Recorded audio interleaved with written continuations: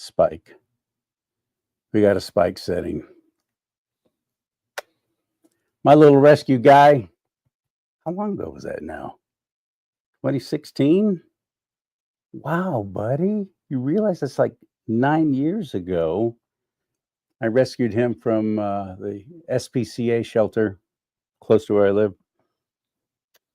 He was he was running with a other pack of dogs that had gone feral. People who abandoned dogs, they abandon them out in the country or in town or wherever, or dogs that get away, they're never claimed, they're never found. He was still fully intact, if you know what I'm saying. He hadn't been cut. He's only about 12 pounds now. Well, he's put on some weight, probably closer to 12, 13, 14. But he was an adult when I got him. They couldn't adopt him out because he was so mean. He was so mean. I have scars on my hands from this little guy. And when I tell people that story, they're like, oh, come on. Really? No way. Look how nice he is. I've always had big dogs. Got a big dog now, but this is my little guy. One of my few little dogs I've ever had. And he's just been a joy. Now he wants down. All right, pal. He gets kind of camera shy. On today's Do Not Talk, I am Charlie Simons, by the way, in case you hadn't figured that out, talking about two things you're never supposed to talk about, politics and religion. One decides what life is going to be like here on earth. The other one decides what it's going to be like when we leave it. The silent majority has finally found its voice. Now we just need to get louder. Don't stop. Don't quit. Trump's in office, so I can sit back. He'll fix everything. No, not if you live in a state like I do, California, where the ticks are ensconced. They're dug in like ticks, these Democrats. That's what they are. They're just parasites sucking off the system. Like our own Governor Hairdo's never had a real job in his life. Just a disgrace and a ridiculous thing that he's even in office. But I can only blame the politicians for so long before I start turning my attention to those who are putting them in those ridiculous positions of power, immense power. The President of the United States, according to our United States Constitution, has limited powers when it comes to telling a state what it can do. We got a lot of history of that showing that that's true. California is in serious trouble, and we're on the verge of financial collapse. And if it happens, if the president is not able to fix things, divert things, you think 2008 was bad with just a real estate collapse? It's going to be nothing compared to what's happening in California. And no matter where you think you might live and you're insulated from it, or you're isolated from California, whatever happens in California does affect the rest of the nation. And we're such a powerful and large state and economically very powerful and viable that it could affect the world. That's how serious it is. And we have a gubernatorial election next year, 2026, November. I hope you're registered to vote. We need you now more than ever. You can't sit this one out. Register2vote.ca.gov. Register2vote.ca.gov. Now, that's the political portion of the show, just to make all my friends happy who wait for my commentary on such things. Or maybe you don't. You sit through it until I get to the good stuff. I don't know which.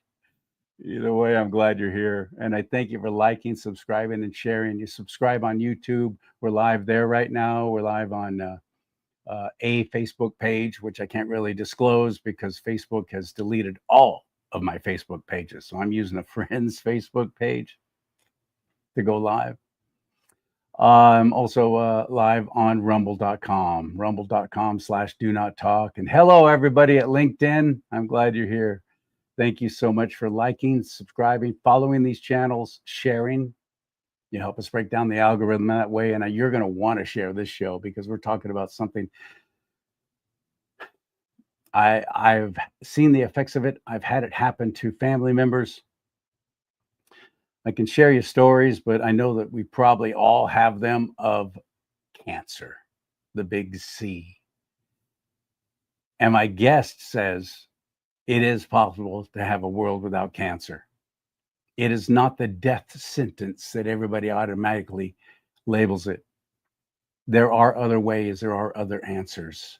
And you can find out right now. I'll tell you, I'll give you a website right now if you want to go there and start looking over what's going on while this show's happening. And he explains it. rncstore.com/Lee. That's my middle name, Lee, Lee. And that'll get you some great promo codes. That's your promo code to get some great discounts, rather. rncstore.com/Lee. The gentleman with me today is Rick Hill. Rick Hill is going to be talking about the possibility of a world without cancer. Now, depending on how it goes, I've already been kicked off YouTube twice now for talking about this very thing, which is baffling to me. I want to know who is in or what pocket YouTube is in that they can't even allow me to talk about alternatives to curing cancer, not the horrible radiation which just kills every single cell they target, the good ones and the bad ones, and hopefully they get the bad ones, but their cells are microscopic, for heaven's sake. What started it? How did it happen? What makes it grow? They've done all kinds of experiments. I'm quite convinced there's cures for cancer and they know it. Just the big pharmaceutical companies have shut it down and shut it up. And YouTube seems to be in their pocket. So here's my reaction to YouTube and to Big Pharma. Suggestions they would like to submit to you. I think you know what the trustees can do with their suggestions. I don't know what they have to say. It makes no difference anyway. Whatever it is, I'm against it. No matter what it is or who commenced it, I'm against it. Yeah, buddy. That's me. Rick Hill on the show. Let's talk about a possible world without cancer right now on Do Not Talk. Hit it.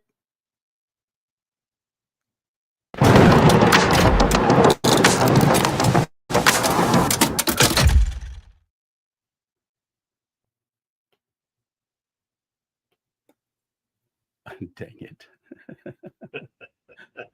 There you go. Not quite. Dang it. I'm still learning this new system that I've been working with, thanks to my friend Mike Cook, but trying to get used to it. And apparently I need a little more training or practice. Hello, Rick Hill. How are you? What's that? I have to wait for my grandkids to come visit to get things fixed. Hello, my friend. How are you? I'm doing well. I'm looking forward to this show. I liked your intro. Happy and thank you. Happy and healthy you are. And what is your age? How many years young are you? I'll be 75 in November. 74 right now. That's fantastic. In November. Mine's October 19th. When is yours? November 14th. 14. All right. All right, Scorpio. You went through this battle that I just tried to describe to anybody who's never experienced it, either themselves personally or in their family or friends. You went through that battle of cancer, didn't you? What was it like? The year was 1974. I was at the Mayo Clinic, had 8.5 hours of surgery, which is exploratory. Remember, they didn't have scans back then. They couldn't take a picture of you to see what's going on. No, they had to cut in to see for themselves, didn't they? 8.5. I'm not a big guy. I mean, where are you going to cut on a guy like me for 8.5 hours? I got about a 14-inch scar I could crawl out of. And, 3 days later, I wake up, I'm on morphine. Doctor sits on the edge of my bed and, steeples his hands and says, "We found cancer around your neck and we found it down around your feet." And I said, "Well, that's the real estate I've got, Doc." Yeah, that's from basically head to toe, isn't it now? He said, "It is systemic. All we did was sew you up when we found it on both ends. But before they found it on both ends, they had to cut all the way down, to run the clock." And so they said, "We'll be in touch with the chemotherapist. Will be by to chat with you a little bit. And it was a frustrating time because I thought I worked for God. I was the administrator of a Christian day school. And I thought I ought to be exempt from this. You know? I know. And I was newly married. I'd been married about a year and a half, expecting our first child. Had a nice little bow on my life. And real life is messy. I don't know, you probably know that by now. And it always seems to throw you a curve.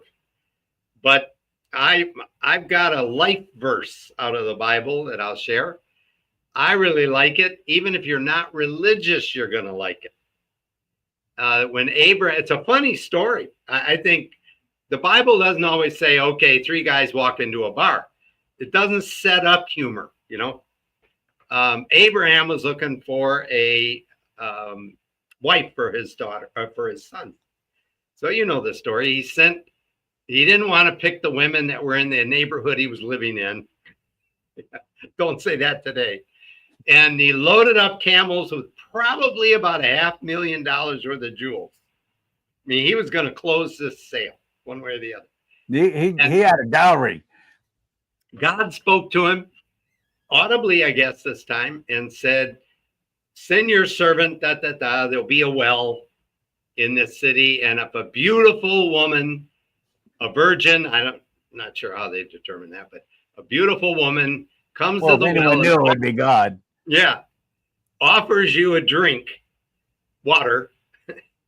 That's a good sign. Cocktail. Yeah. Have it scotch. And if she looks over and sees your camels and offers them a drink, that's her. And I thought, so it goes like that. He takes a drink and then she looks over there and he goes, oh, right now. And then he calls the camels over. Of course, you can hear the jewelry clanking.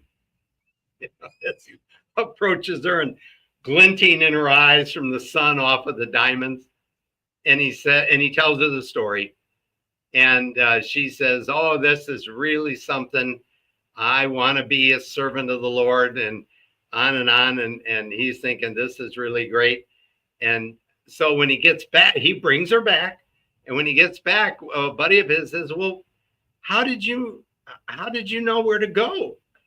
And the servant says, I being in the way, the Lord led me. In other words, I was already in the will of God. And so I was looking, expecting, believing that I would be in the will of God. Now, to put a fine point on it, I didn't expect or believe that I would get over terminal cancer. There was a place in my mind that had a room all blocked out for, this is how God calls you home. Oh, all right. Man.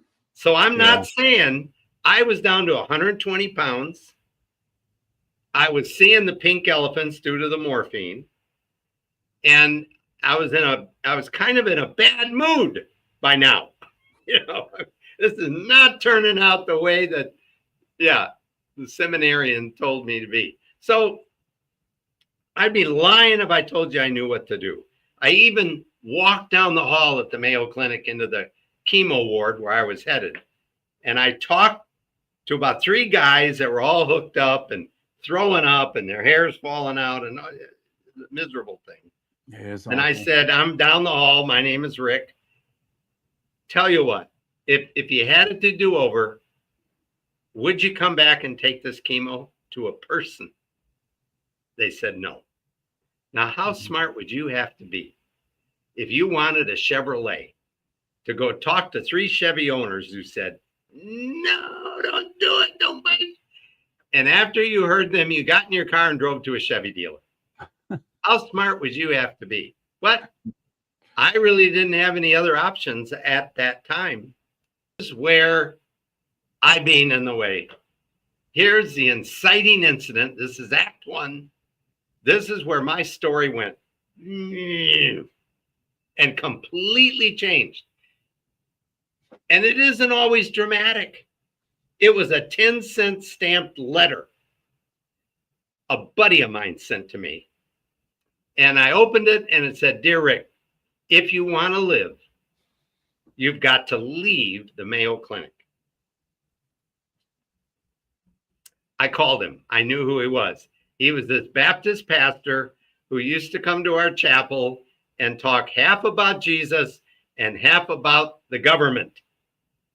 He was a John Birch. My kind of preacher. He was a John Birch member. And we were all clutching our pearls when he would do that. Mm-hmm. Separation of church and state, which, by the way, is kind of made up. Doesn't exist. It doesn't. But we knew better. We were seminarians, and they know all things. Yeah, just ask him. So I call him up on the phone. I said, John, do you know where I am? He said, yeah. He said, read the letter. I said Mayo Clinic. Why would you want me to leave the Mayo Clinic? They're the citadel of modern medicine. I'm lucky to be here. He says, are you? And I said, well, you know. And so I said, where do you think I had to go, John? He said, are you sitting down? No good news ever comes after that question. That ought to tighten whatever you call a sphincter. So he says, are you sitting down? And I said, yes, I am, John. And he said, well, you're going to fly into San Diego. And I thought, uh-huh. Yeah. And then you're going to get on a bus and go to Tijuana. Tijuana, Mexico. Yeah. And I said, John, my family is all flown into town to say goodbye. Chemotherapist told me a week and a half ago to have him come in and decide who gets the gold watch. It's that time, John. He said, yeah, I know, I heard. And I said, well, what am I going to do in Tijuana? He says, well, they have clinics down there that understand the immune system.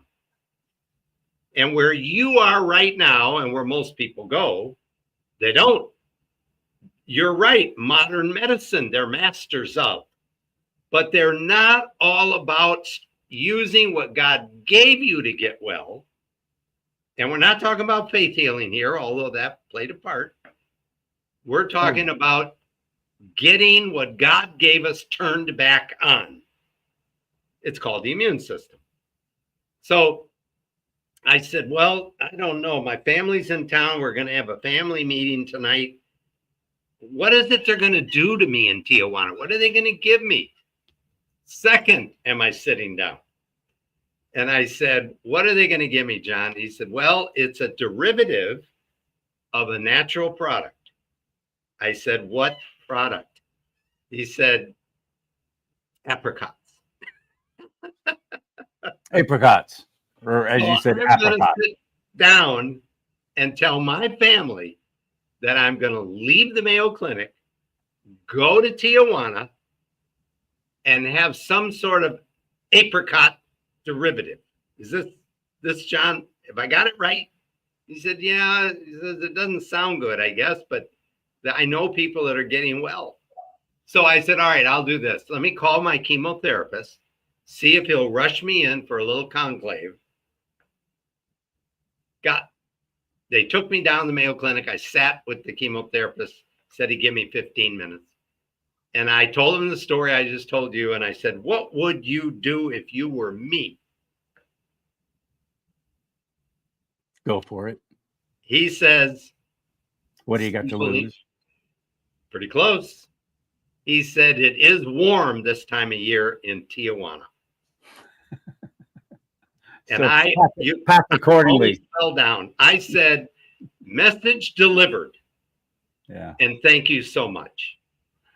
I'm going to have to, if you don't mind right now, and if you're watching live on YouTube, I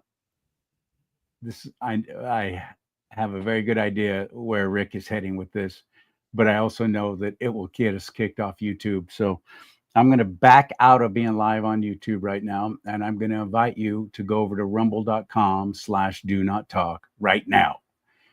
Right now, rumble.com, rumble.com//do not talk right now. And so we'll bow out of YouTube. Screw YouTube. I'm sick of their crap. I'm sick of them. By the way, owned by Google. Never forget that. So if you think you're going to be able to Google this information and see what comes up, trust me, it will be hidden. It's all slanted. The largest search engine in the world is YouTube. The second one is Google. Frickin' YouTube is owned by Google. I don't like it. That's a classic case of a monopoly, isn't it? There's laws against that, but yet nobody ever talks about that. So give me a second, Rick, if you don't mind, and we'll just say bye-bye to you. Yes, over there. In 5, 4, 3, 2,